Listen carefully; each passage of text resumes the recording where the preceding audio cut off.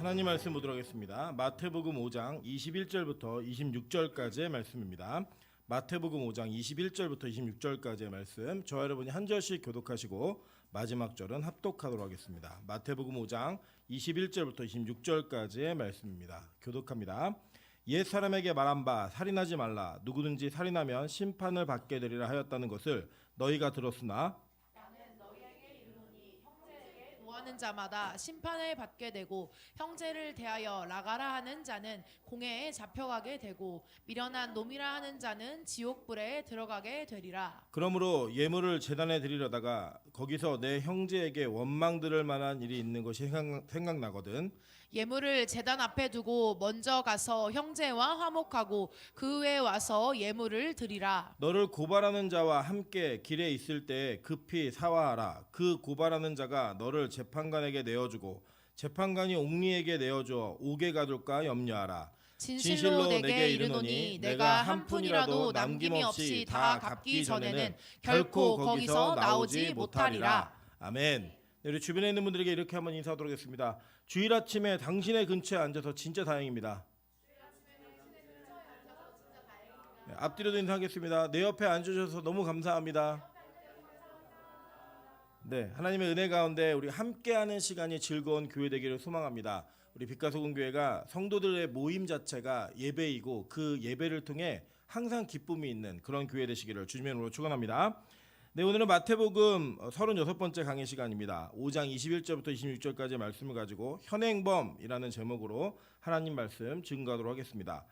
이 마태복음 5장에 나와 있는 산상수훈은 예수님께서 이 땅에서 첫 번째 하신 설교입니다. 그래서 이 설교 자체가 굉장히 큰 의미가 있고 이 설교의 내용을 제대로 이해하는 것은 예수님께서 이 땅에 오셔서 어떠한 목적과 어떠한 가르침을 하시는가의 방향성을 제시하는 문제이기 때문에 상당히 중요합니다. 특별히 이 마태복음 5장에 나타난 산상수훈은 세상 사람들에게도 상당히 많이 유명한 이야기들이 있고 우리 교회도 역시 빛과 소금이라고 하는 이 교회 이름 자체가 이 말씀의 내용 중에서 나온 이름이기도 합니다.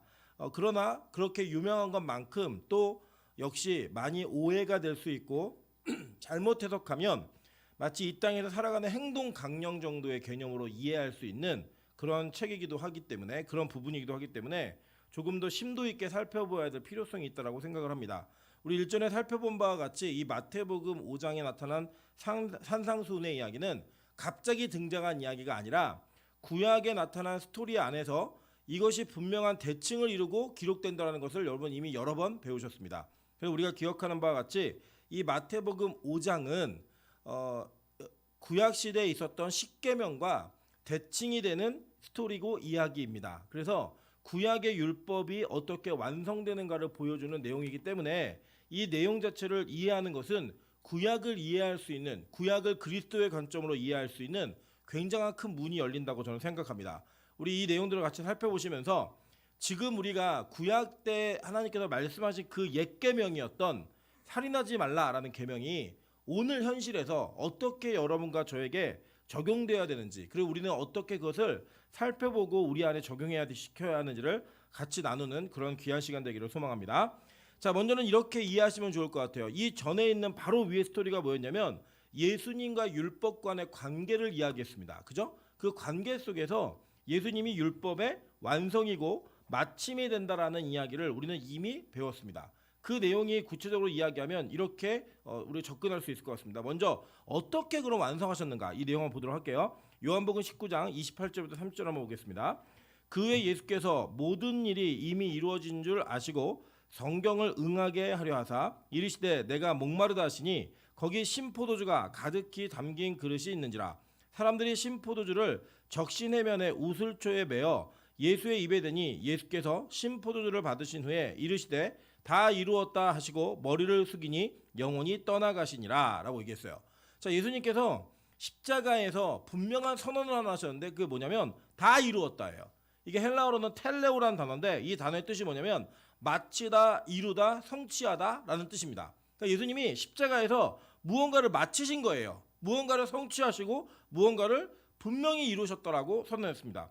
실제로 예수님께서는 이 땅에 사시는 동안에 내가 이 땅에서 무엇을 해야 되는지를 이야기하셨습니다. 한번 볼까요? 요한복음 4장 34절입니다. 예수께서 이르시되 나의 양식은 나를 보내신 이의 뜻을 행하며 그의 일을 온전히 이루는 이것이니라 라고 이야기하셨어요. 그죠?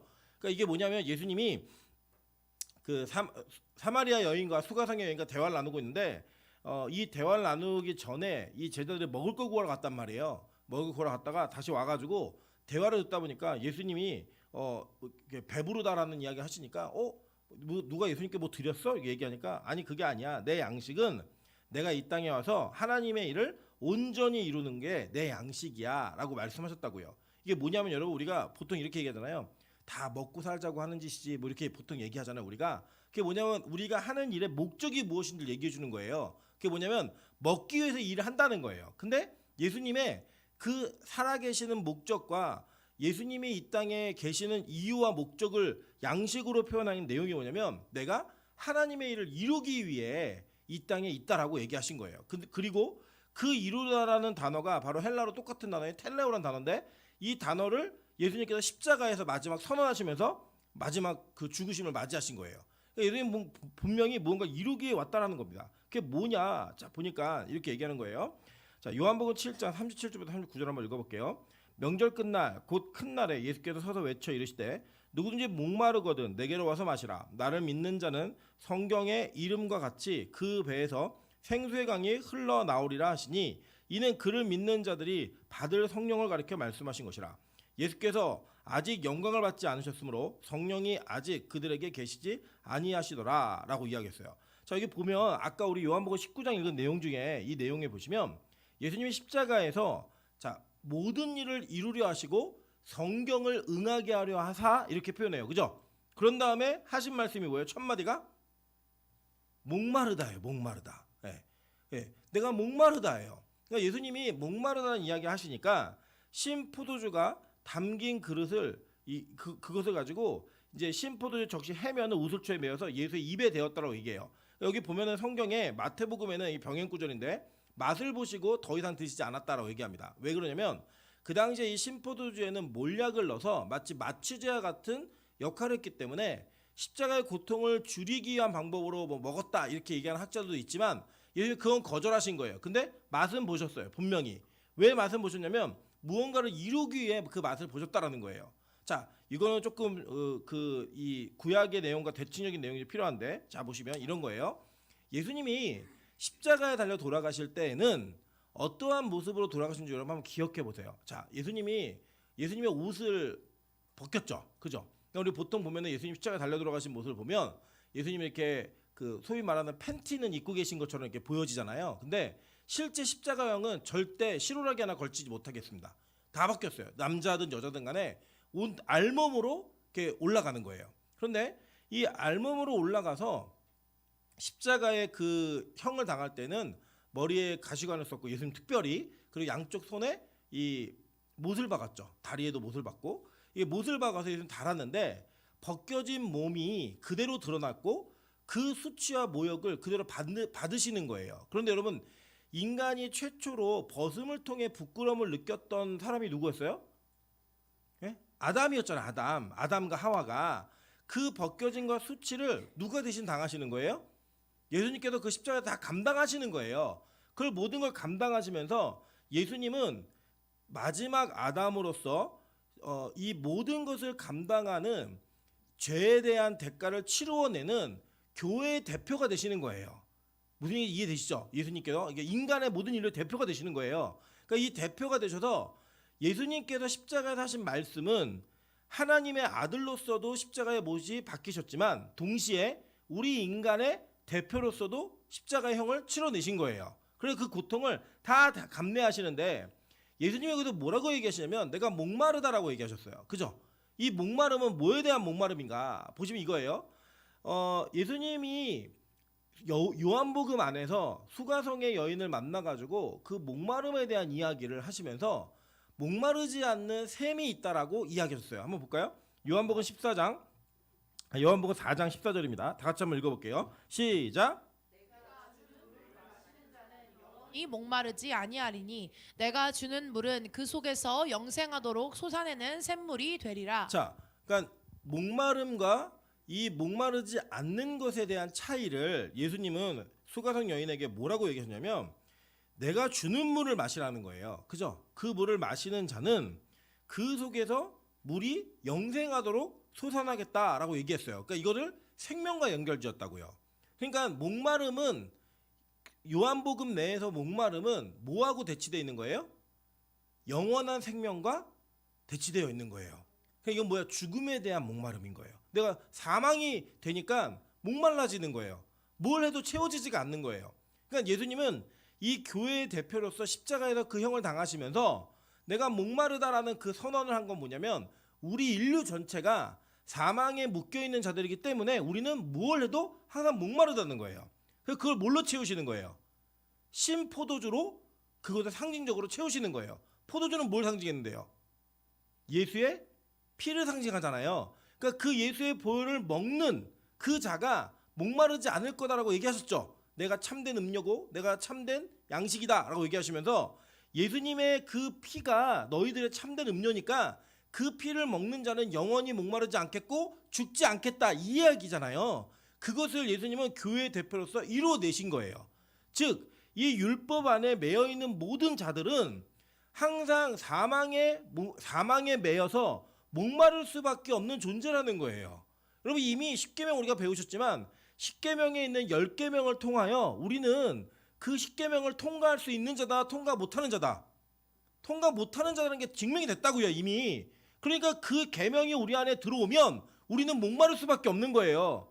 나는 죽을 수밖에 없는 존재니까 그 죽음을 예수님께서 대신 치러내시면서 무엇을 마시면서 성경을 응하게 하신 거예요? 십자가에서 그 보혈을 마심으로써 그 보혈의 상징인 피를 마심으로써 이 죽음에 대한 해결을 제시하신 거예요.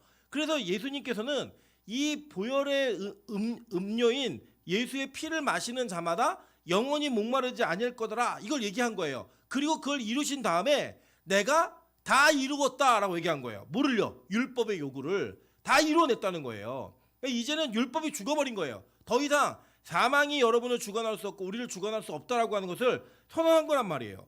그래서 구약에서는 예수님께서 하나님께서 선지자들과 여러 부분의 모양, 즉 뭐 성막이라든지 형태적인 것들로 우리에게 말씀하셨는데 이제 그 말씀이 완료되었을 때는 누구로 말씀하시는 거예요?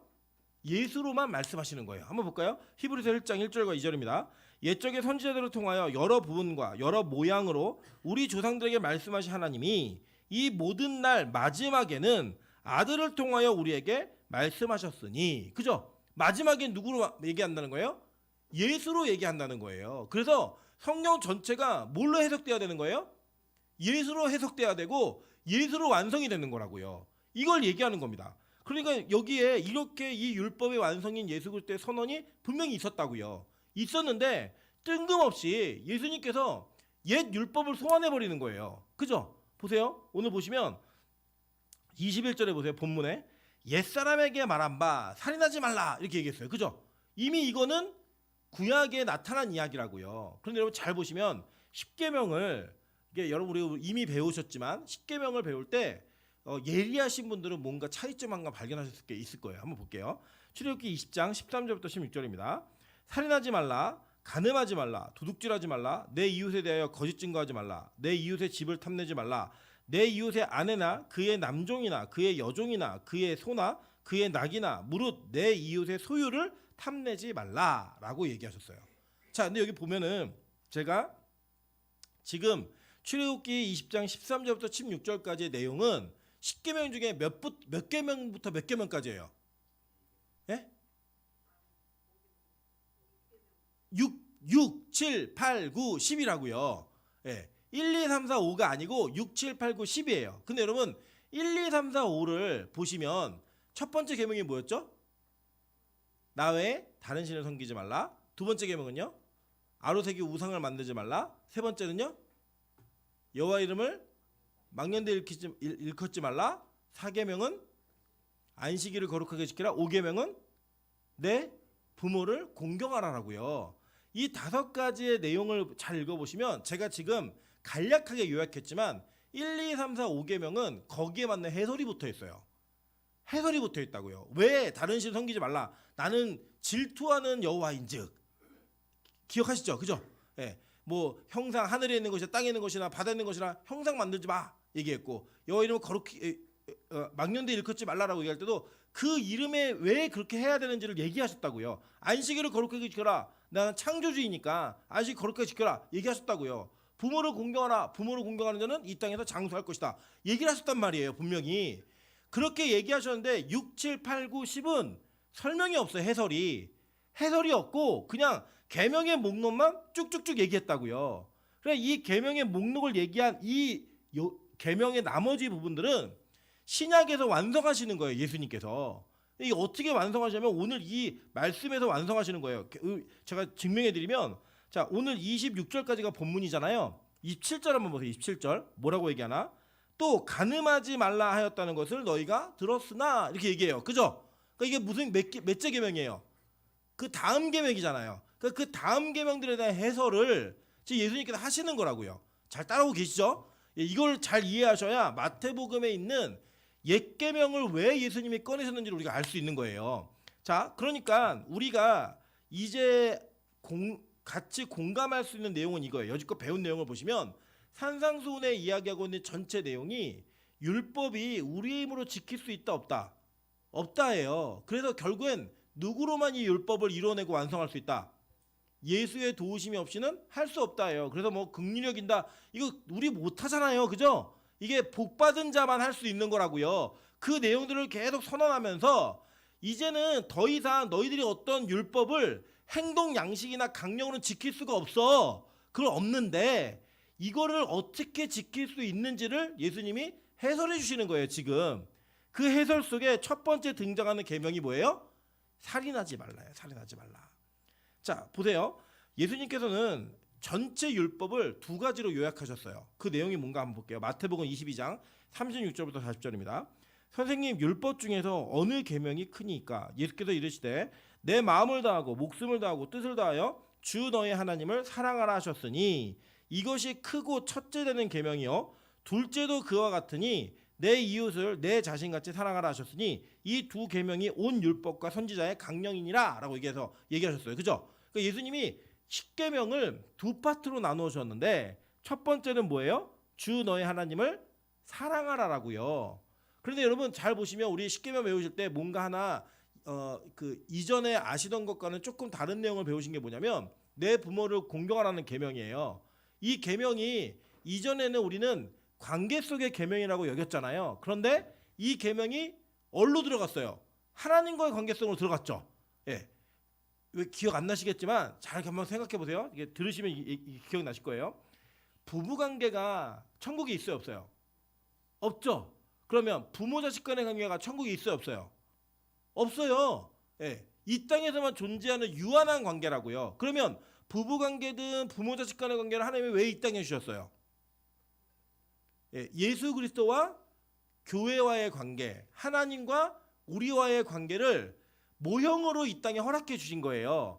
그래서 부모를 공경하라라고 하는 이 계명은 하나님과 우리와의 관계를 이야기하면서 이 땅에서 모형으로 주신 그 부모도 공경 못하는데 어떻게 하나님을 공경하겠니? 라는 하나님과의 관계성과 이 땅에서의 관계성 2가지를 다 포함한 계명이라고 배우셨습니다. 네, 기억 안 나시겠지만 그러니까 이 계명은 하나님과의 관계성과 사람 사이의 관계성에 다리가 되는 계명인 거예요.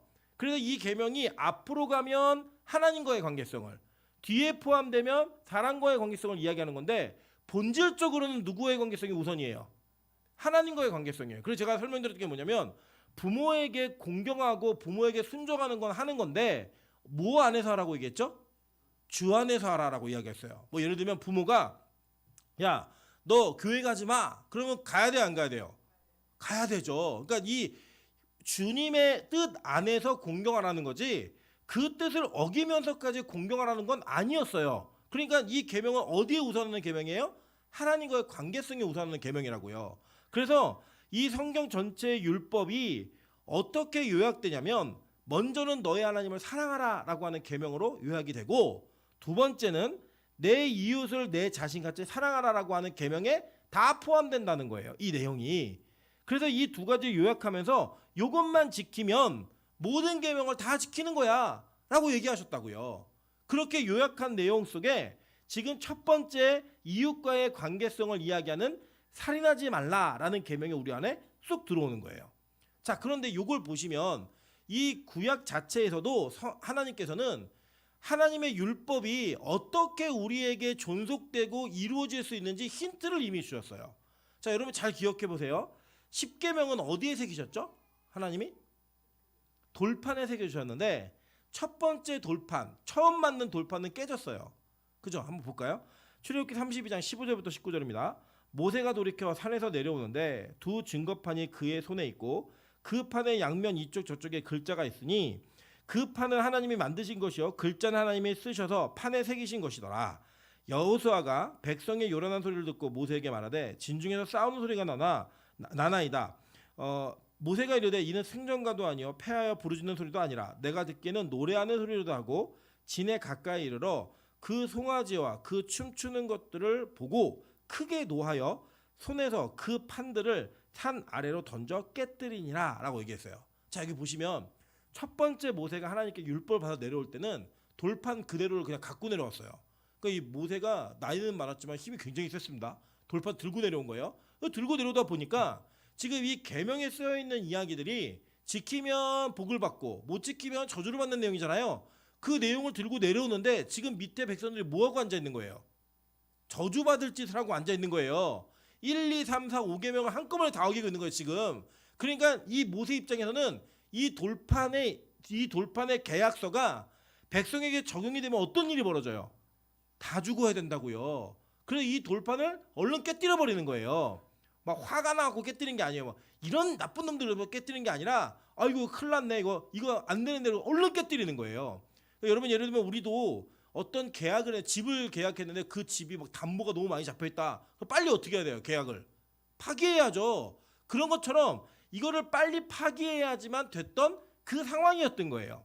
자, 첫 번째 율법은 그렇게 주어져서 우리를 죽이는 법이 됐어요. 그래서 여러분 기억나시겠지만 배워야 되지만 이 그 첫 번째 율법이 깨진 이후에 이걸 수습하면서 어떻게 수습했죠?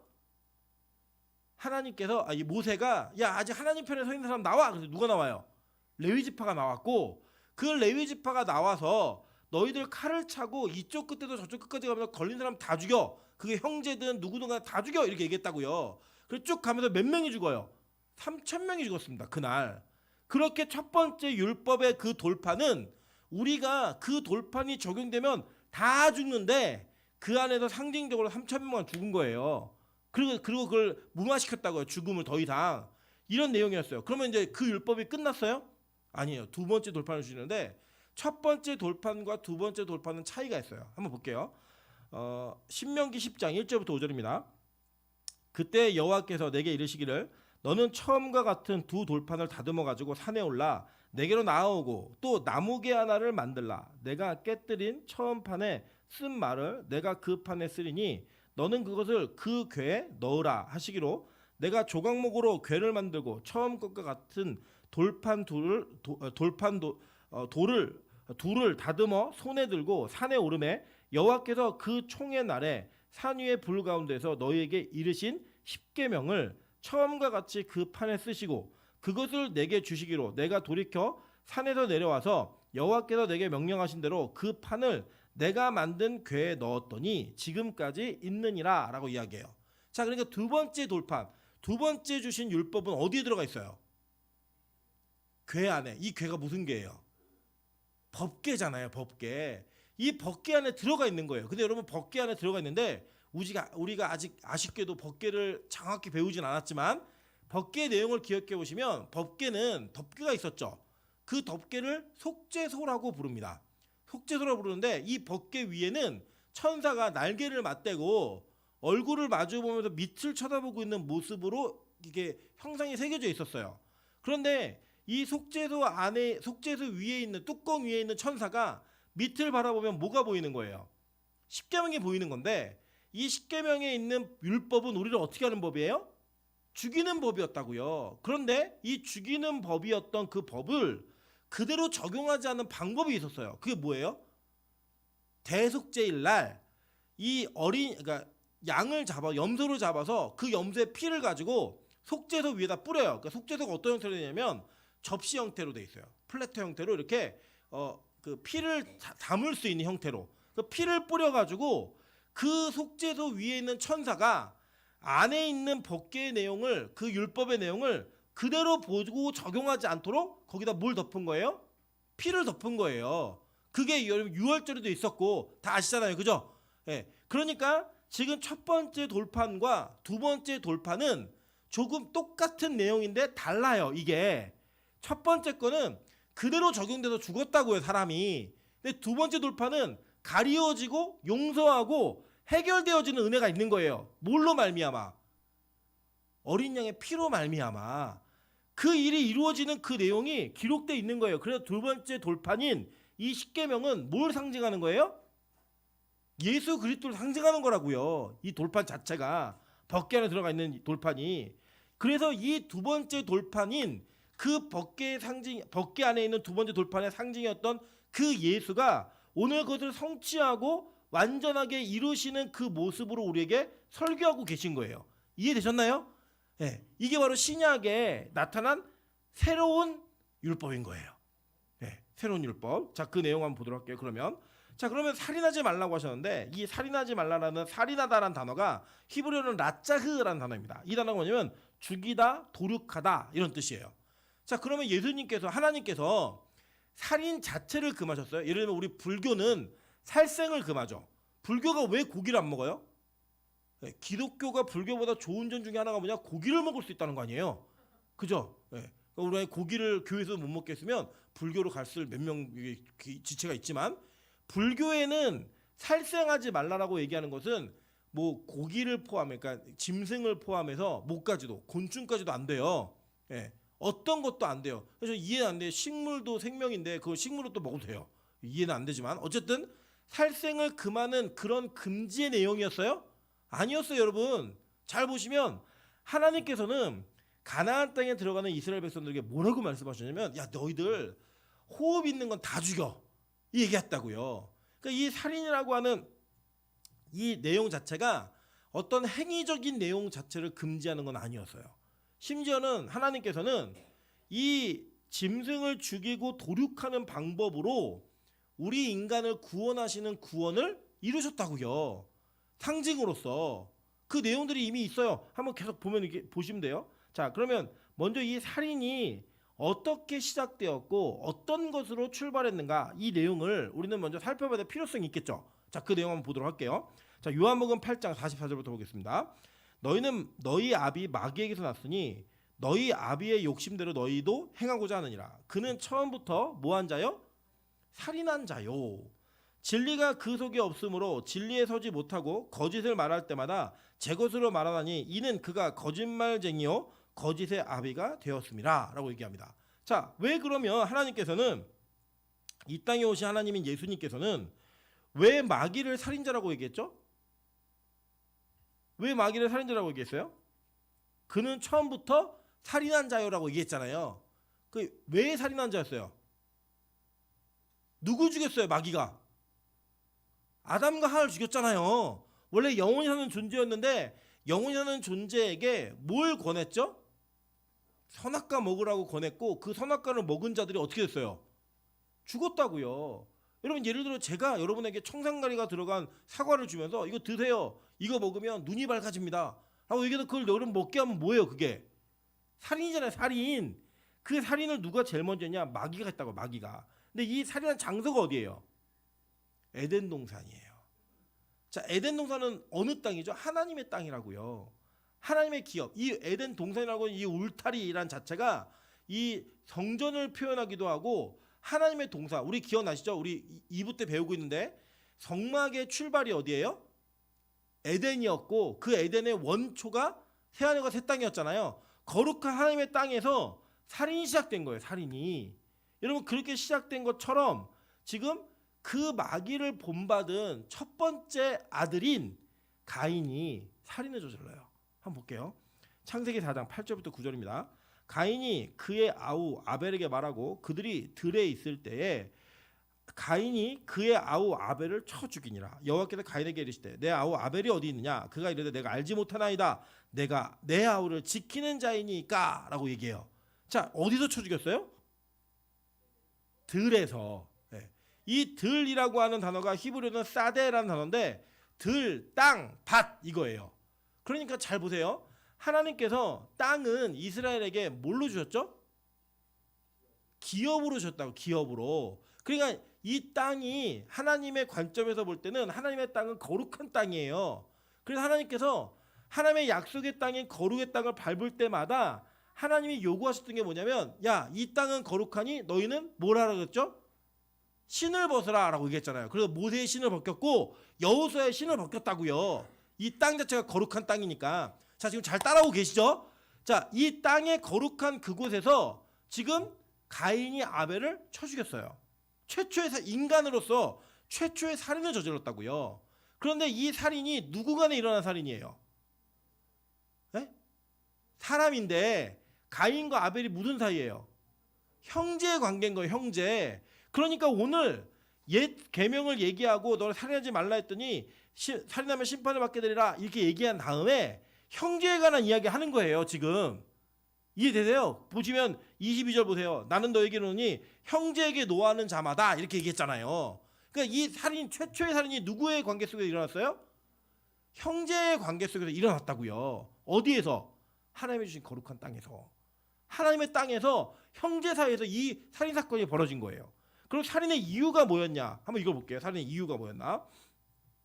자, 창세기 4장 3절부터 5절입니다.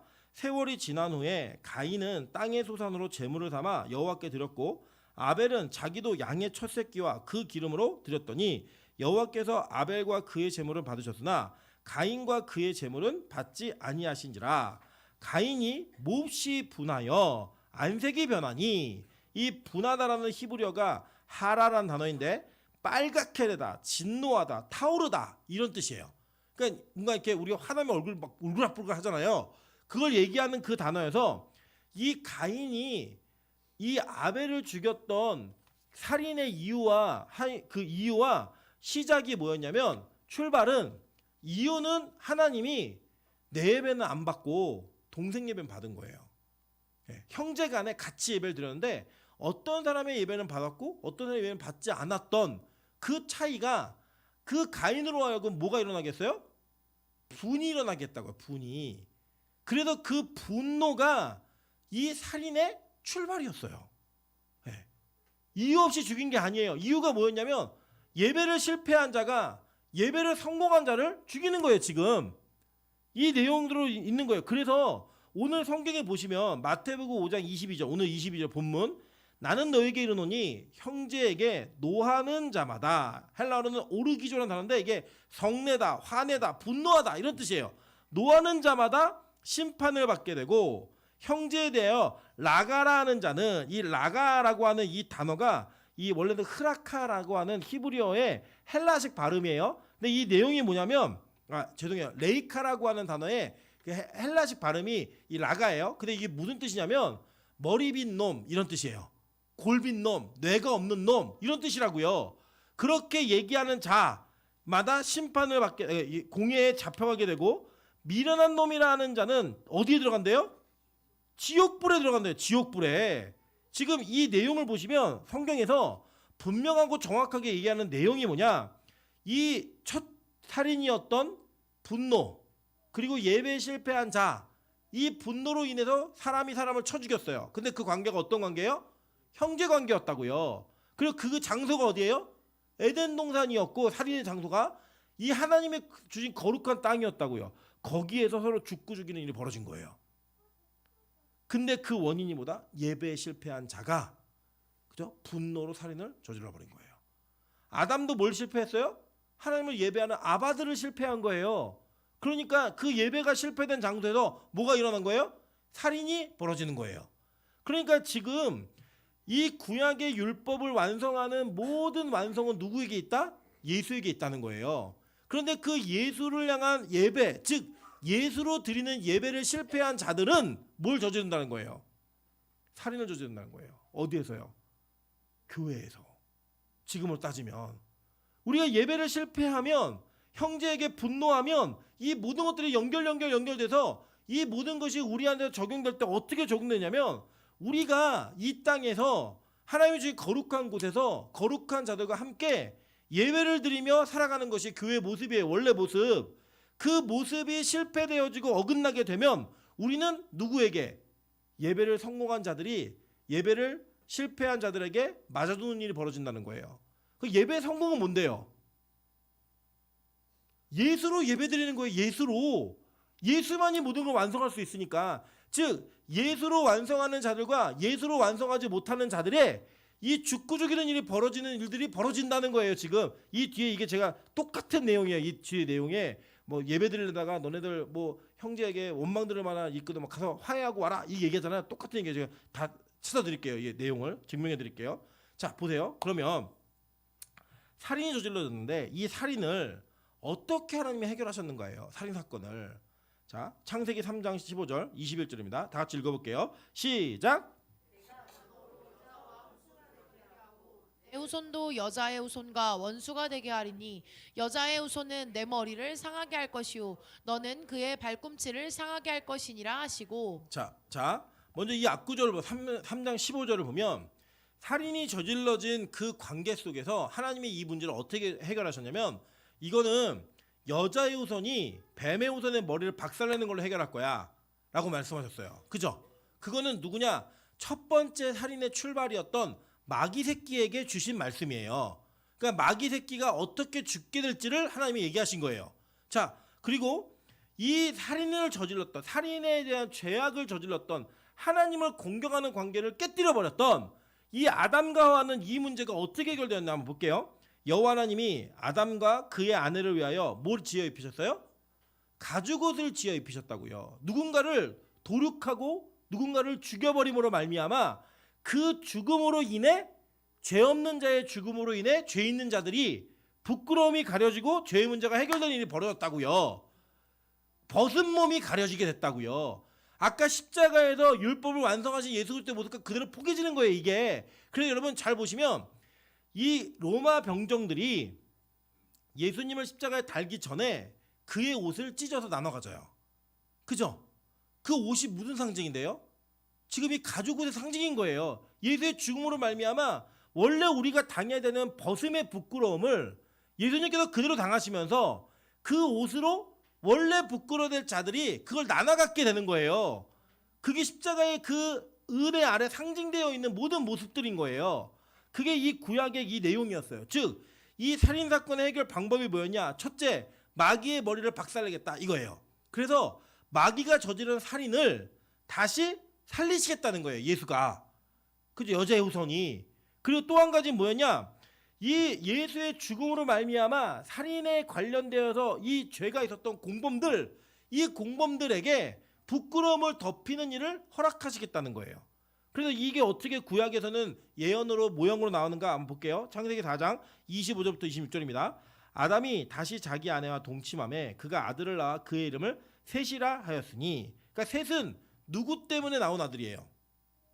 아벨 때문에 나온 아들이에요. 셋의 이름의 뜻이 뭐냐면 대치된 대신이란 뜻이에요. 네. 그러니까 누굴 대신해서? 죽은 아벨을 대신해서 셋이 태어나는 거예요. 그러니까 다시 살아나는 거라고요. 우리가 보통 그러잖아요. 예를 들면 뭐 그런 일이 없어야겠지만 어떤 아이를 키우다가 아이가 죽으면 부모가 또 다른 아이를 낳아서 그 죽은 아이의 목까지도 이 아이에게 사랑을 퍼붓는 일이 가끔 뭐 우리가 주변의 이야기나 영화나 드라마를 보면 막 나오잖아요. 그때 그 부모에게는 이 죽은 아이가 새로운 아이로 태어난 것과 똑같은 일이죠. 그게. 그런 것처럼 하나님께서 아벨이 죽었어요. 근데 그 아벨이 죽은 아벨이 그대로 셋으로 대신하는 거예요. 그러니까 이게 뭐예요? 부활의 상징이었다고요. 셋 자체가.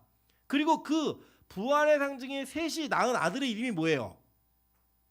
에노스였다고요. 에노스 이름의 뜻이 뭐죠?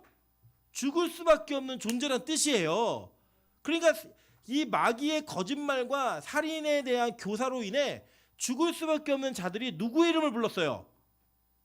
여호와의 이름을 불렀다고요. 그러니까 구약의 이 살인 사건과 관련되어진 모든 일들이 복음이 어떻게 전개될 것인가를 이야기해 줬다고요. 이해되세요? 이제 요까지는. 자, 그러니까 이 살인이 가지고 있는 그 문제를 예수의 은혜로 말미암아 십자가의 고통과 고난으로 말미암아 모든 것을 다 해결하고 다시 죽은 자들을 살리고 죽인 자들을 살리겠다라고 예수님 말씀하시고 선언하신 거예요. 그 내용이 그대로 있는 거예요. 그렇다면 지금 이 살인 사건의 현장이 과연 과거만의 일인가 아니면 오늘 저와 여러분의 일인가 이걸 보는 거예요. 한번 볼게요. 열왕기상 8장 53절입니다. 주 여호와여 주께서 우리 조상을 애굽에서 인도하여 내실 때에 주의 종 모세를 통하여 말씀하신 같이 주께서 세상 만민 가운데서 그들을 구별하여 주의 기업으로 삼으셨나이다 라고 얘기해요.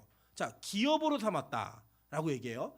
자, 하나님이 우리를 기업으로 삼으셨다는 거예요.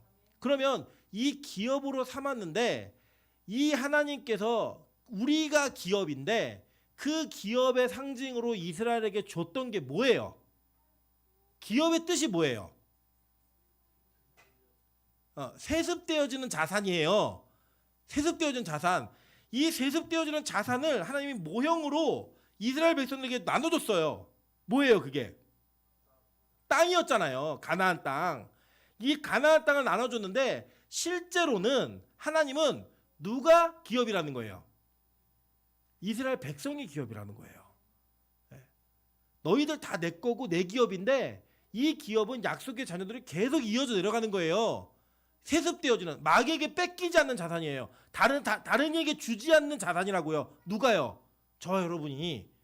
우리가 그런 존재예요. 실제로 에베소서 1장 11절에 이렇게 얘기합니다. 모든 일에 그의 뜻대로 그러니까 모든 일을 그의 뜻의 결정대로 일하시는 이의 계획을 따라 우리가 뭘 입어서? 예정을 입어 그 안에서 뭐가 됐대요? 기업이 되었대요. 우리가 뭐냐면 우리가 하나님의 땅이에요. 우리가 하나님의 거룩한 땅이라고요. 그런데 지금 우리 자신이 그 기업이 됐던 것들을 성경은 뭐라고 표현하냐면 고린도전서 3장 16절과 17절에 이렇게 표현합니다. 너희는 너희가 하나님의 성전인 것과 하나님의 성령이 너희 안에 계시는 것을 알지 못하느냐. 누구든지 하나님의 성전을 더럽히면 하나님이 그 사람을 멸하시리라. 하나님의 성전은 거룩하니 너희도 그러하니라 라고 얘기해요. 자, 그러니까 저와 여러분이 하나님의 기업이고 그 기업된 확실한 표징이 뭐냐? 우리가 하나님의 뭐라는 거예요? 성전이라는 거예요. 우리 모두가. 그런데 이 성전, 즉 거룩한 땅, 저와 여러분이 지금 같이 있는 게 성전이에요. 이 거룩한 곳에서 무슨 일이 벌어지는 거예요? 형제들 사이에 살인이 벌어지는 거예요. 그게 무슨 살인이냐? 보세요. 레위기 19장 17절부터 18절입니다. 너는 내 형제를 마음으로 미워하지 말며 내 이웃을 반드시 견책하라. 그러면 내가 그에 대하여 죄를 담당하지 아니하리라. 원수를 갚지 말며 동포를 원망하지 말며 내 이웃 사랑하기를 내 자신과 같이 사랑하라. 나는 여호와이니라 라고 얘기했는데 우리 이거 해요 안 해요? 안 한다고요. 자, 견책하는 것은 뭐냐면 마음으로 미워하지 말고 얘기하라는 거예요. 그런데 우리는 남의 흉을 볼 때 안 미워하면서 얘기하는 경우가 있어요 없어요? 없잖아요. 누군가가 미우면 어떻게든 그 사람의 꼬투리를 잡고 그 사람에 대한 평가를 절하해서라도 우리는 내 미워하는 분노의 감정을 어디서 표현해요? 교회에서 표현하고 있어요. 여러분 잘 생각해 보세요. 우리가요 대부분은 모르는 사람 욕은 잘 안 해요. 모르는 사람 왜 욕해요? 근데 누굴 욕해요? 아는 사람을 욕해요. 가까운 사람을 욕한다고요. 그게 가족이 되었던 교인이 되었던 가까운 사람 욕해요. 모르는 사람 무슨 욕을 하겠어요? 하더라도 진짜 미워하면서 할 수 있는 욕은요 그렇게 많지 않아요. 그냥 지나가면서 모르는 대상에 대해서 화풀이 정도는 할 수 있겠지만 구체적으로 미워하고 구체적으로 분노하는 대상은 다 가까운 사람들이에요. 네. 진짜 그래요. 여러분 대부분은요 예를 들어 우리가 뭐 뉴스나 이런 걸 흉악범들에 대한 내용을 들어요. 그죠? 그 사람들에게 분노하는 분노는 일회성이에요. 그걸 품고 살지 않아요 여러분. 근데 여러분이 분을 품고 사는 사람이 누군지 아세요? 여러분의 가족과 이웃이에요. 교회 공동체예요. 분을 못 풀어요. 이걸 계속 안고 있는 거예요. 계속. 그걸 가지고 우리는 계속 뭐 하는 거예요? 살인을 저지르고 있는 거예요. 이 출발이 분노의 출발이 어디로 갔어요? 살인까지 갔다는 걸 이미 성경은 증명해냈다고요. 그 증명해낸 것을 우리는 여전히 거룩한 땅에서 그 살인죄를 계속 저지르고 있는 거예요. 그래서 여러분 안에 뭐 이렇게 미워하는 사람, 그럼 팍 떠오르는 사람 있죠. 예. 정말 막 할 수만 있으면 어떻게든 했으면 좋겠다. 해코지를 하고 싶은 막 이런 마음이 막 들고 이게 있는데 그게 여러분 마음이 계속 커지잖아요. 죽이는 데까지 간다는 거예요. 예. 반드시 간다는 거예요. 보세요. 요한일서 3장 13절부터 16절입니다. 형제들아 세상이 너희를 미워하여도 이상 여기지 말라. 우리는 형제를 사랑함으로 사망에서 옮겨 생명으로 들어간 줄을 알거니와 사랑하지 아니하는 자는 사망에 머물러 있느니라. 그 형제를 미워하는 자마다 살인하는 자니 살인하는 자마다 영생이 그 속에 거하지 아니하는 것을 너희가 아는 바라. 그가 우리를 위하여 목숨을 버렸으니 우리가 이로써 사랑을 알고 우리도 형제들을 위하여 목숨을 버리는 것이 마땅하니라 라고 얘기하면서 목숨까지 버리는 것을 이야기하고 있다라는 거예요. 지금 이게 우리는 이루어질 수 있어요, 없어요? 못 이루어져요. 안 이루어지는데 이게 안 되면 뭐래요? 하나님 사람이 아니라 영생이 그 속에 없대요. 천국에 못 간다고 얘기하는 거예요. 이게 바로 우리가 오늘 이 말씀이 걸리는 현행범으로 우리 딱 다 잡힌 거예요. 현행범은 뭐냐면 사건을 저지르고 그 사건에 대한 증거가 그대로 남아있는 그 상황 속에 이 사람이 죄를 저지르는 상황 속에서 잡힌 거 현행범이에요. 현행범은요 그냥 체포해요. 그냥 더 이상 변명의 여지가 없어요. 예를 들어서 여러분 음주운전을 하다가 가끔 우리 보잖아요. 경찰이 오면은 차문 잠궈놓고 도망가요. 숨어버려요. 술 깬 다음에 와요. 그럼 어떻게 해야 돼요? 그때부터 뭐 다시 뭐 조사를 하고 피를 뽑아서 검사를 하고 여러 가지 절차들을 거쳐야 돼요. 정황상은 이 음주운전이 맞아요. 정확히. 근데 그 증거가 없으면 안 된다고요. 그 상황에. 근데 현장에서 음주 측정기를 불다 걸리면 뭐예요? 현행범이에요. 이건 빼도 박도 못해요. 그냥. 우리가 다 그렇게 걸려있는 거예요. 지금 그렇게 하는 그 내용을 여기 성경 얘기하는 거예요. 자 보시면 그러면 예수님이 그 뒤에 얘기하는 거예요. 23절 보세요. 그러므로 예물을 제단에 드리려다가 거기서 내 형제들에게 원망 들을 만한 일이 있는 것이 생각나거든. 이렇게 얘기해요. 근데 이거 원어를 직역하면요. 원망이라는 단어 없어요. 없는데 뭐라고 되어 있냐면 이런 거예요. 다시 읽어드릴게요. 직역을 해서 그러므로 예물을 제단에 드리려다가 거기서 너를 반대하는 것을 가진 너의 형제에게 형제가 생각나거든 이거예요. 네. 너를 반대하는 것을 가진 형제가 생각나거든 이거거든요. 그러니까 지금 예수님이 우리를 위해 목숨을 버리신 것을 우리는 형제를 위해 그렇게 하라고 얘기했죠. 예수님 우리를 어떻게 생각하고 하신 거예요? 형제로 생각하고 하신 거라고요. 그런데 우리가 지금 무언가를 가지고 예배를 드리고 있는데 그게 뭐냐? 여기 말하는 이 예물은 히브리어 헬라어로는 도론이라는 단어예요. 선물, 재물이라는 뜻이고 이 제단이라고 하는 단어는 이게 뭐냐면 번제단이라는 뜻이에요. 번제단. 그러니까 예물을 드리는 예배 행위가 있는데 그 예배 행위에 뭐가 없다는 거예요? 너를 반대하는 자가 생각나거든. 이게 뭐예요? 예수로 예배 드리는 자들 있잖아요. 이제 이 율법은 더 이상 이게 의미가 없어요. 그죠? 구약의 제단을 우리가 안 드리는 이유가 뭐예요? 더 이상 의미가 없어요. 왜요? 예수가 이걸 완성하셨기 때문에 누구로 예배를 드려야 되는 거예요? 예수로 예배를 드려야 되는 거예요. 예수로. 그 예수로 예배를 드리는 그 예배가 없는 자들. 그러니까 이게 내가 예배를 예수님 없이 드리고 있네. 이게 생각나거든. 너가 드리는 그 반대하는 것을 가진 자와 가서 화해하라는 거예요. 예수님을 다시 만나고 경험하고 오라는 거예요. 이런 형식적 예배가 필요 없다는 거예요. 이게 우리가 가지고 있는 그 마음속에 예수로 드리지 않는 그 모든 예배는 어떤 문제도 해결할 수 없고 해결되지 않는다라고 하는 것을 얘기해 주는 거예요. 지금. 그리고 그 살인이 뭐냐면 자 우리가 예배를 드릴 때 구약의 예배는 항상 무언가를 죽여야 돼요. 그죠? 살인 그러니까 인간만 생각하셨는데 아까 그 우리가 봤던 히브리어가 뭐였냐면 살인하다는 단어가 라짜흐라는 단어인데 죽이다, 도륙하다라는 단어예요. 이게 뭐냐? 재물을 죽일 때도 이 단어를 쓰는 거예요. 그러니까 재물을 계속 반복적으로 죽이면서 그렇게 하는 거 하지 말라는 거예요. 그래서 여러분 아시잖아요. 구약의 하나님께서 막 성전에 대한 분노를 표출하실 때 야 제발 저는 것, 눈먼 것, 병든 것 죽이는 예배 제발 그만 드리고 그 예배를 살육하는 죄를 더 이상 짓지 마. 이게 제가 간지 안 싫었지만 호세아 5장에 보면 제사장들에게 어떤 죄를 얘기하면 너희들이 살육하는 죄를 범하고 있다라고 얘기해요. 매일 죽이는 거예요, 무언가를. 그런데 그 예배 가운데 뭐가 없어요? 예수가 없는 거예요. 하나님이 없는 거예요. 그런 예배를 드리는 자들 다 뭐예요? 이미 살인으로 그냥 점철되어 있는 인생을 사는 거예요. 형제를 죽이고 그 모든 것들, 예수가 어떤 존재인지를 모르는 상태에서 그 예수가 없는 예배를 드리는 자들은 분이 풀릴까요, 안 풀릴까요? 이번 일주일도 나 화나게 하는 사람 진짜 많죠. 그죠? 예, 아마 여러분 분명히 누군가를 죽였을 거예요. 우리 옆에 있는 사람 보면서 이렇게 얘기하세요. 당신 10번이나 죽였습니다. 죽였잖아. 특별히 부부가 얼마나 많이 죽였어요. 오늘 저희 아내도 저를 많이 죽였을 거예요.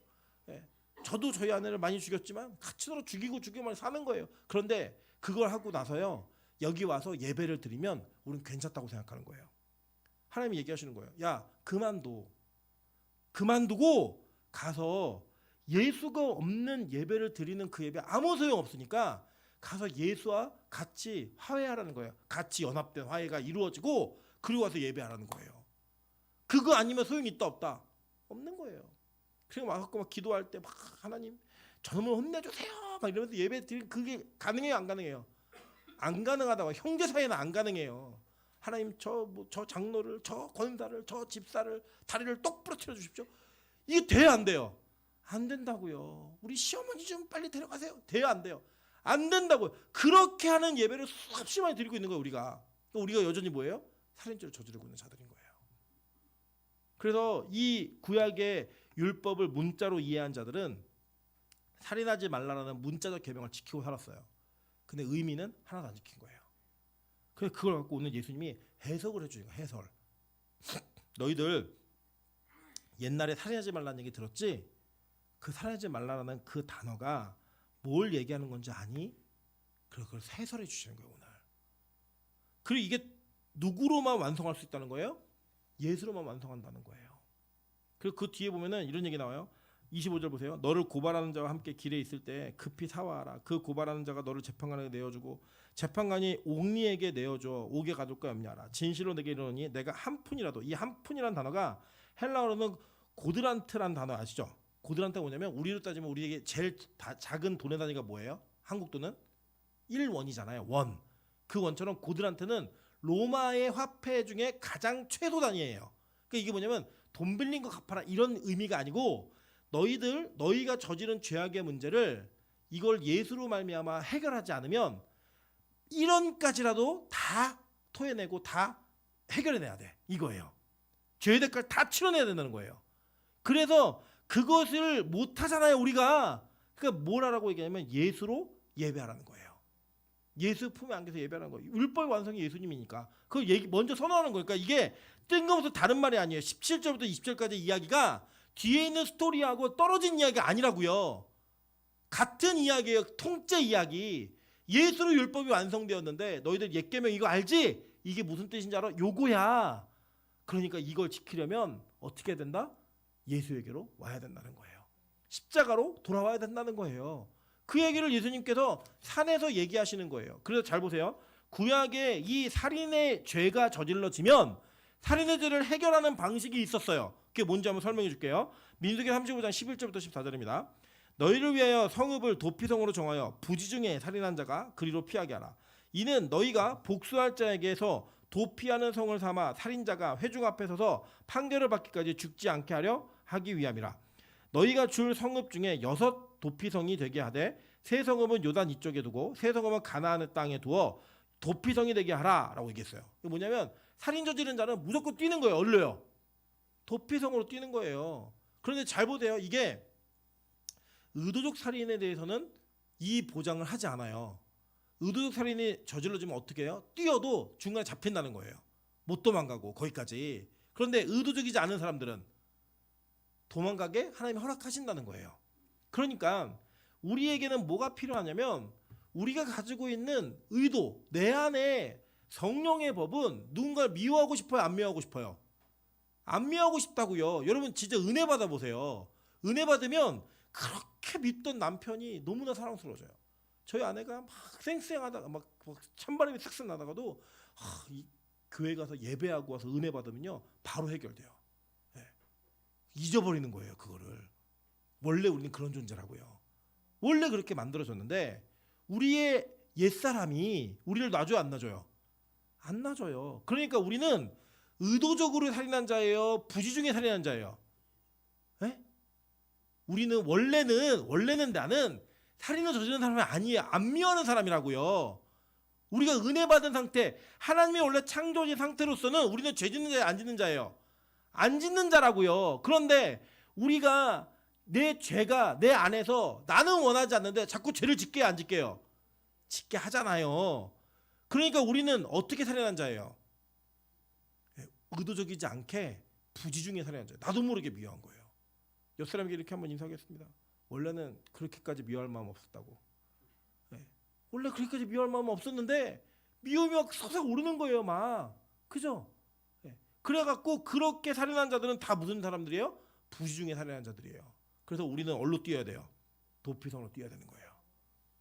그 도피성이 뭘 상징하나 볼게요. 민수기 35장 26절부터 28절입니다. 그러나 살인자가 어느 때든지 그 피하였던 도피성 지경 밖에 나가면 피를 보복하는 자가 도피성 지경 밖에서 그 살인자를 만나 죽일지라도 피 흘린 죄가 없나니 이는 살인자가 대제사장이 죽기까지 그 도피성에 머물러야 할 것임이라. 대제사장이 죽은 후에는 그 살인자가 자기 소유의 땅으로 돌아갈 수 있느니라 라고 얘기해요. 자기 땅이 뭔데요? 기업이잖아요. 원래 주신 기업. 거기로 돌아가는 방법은 뭐냐면 대제사장이 살인자의 죄를 안아내고 죽는 거예요. 그 죄를 안고 죽는 거예요. 그래야지 그 죄가 용서받고 살인죄가 적용되지 않는다는 거예요. 그러니까 예를 들어 이런 거죠. 운이 좋으면 내가 오늘 부지 중에 사람을 죽이고 도피성으로 뛰었어요. 막 들어갔는데 그 다음날 대제사장이 죽었어요. 그럼 어떻게 되는 거예요? 무죄 석방. 쭉 운이 안 좋으면 대제사장이 전날 죽었는데 살인을 저지르고 들어가는 거예요. 그때부터 언제까지 될지 몰라요. 계속 기다리는 거예요. 근데 그 대제사장이 죽으면 그 도피성 안에 있는 모든 살인자들의 죄를 안고 죽는 거예요. 그러면 죄가 다 용서되는 거예요. 그게 오늘 첫 번째 간지에 나온 구절이죠. 십자가에서 예수님께서 우리 죄를 다 담당하시고 죽어내신 거예요.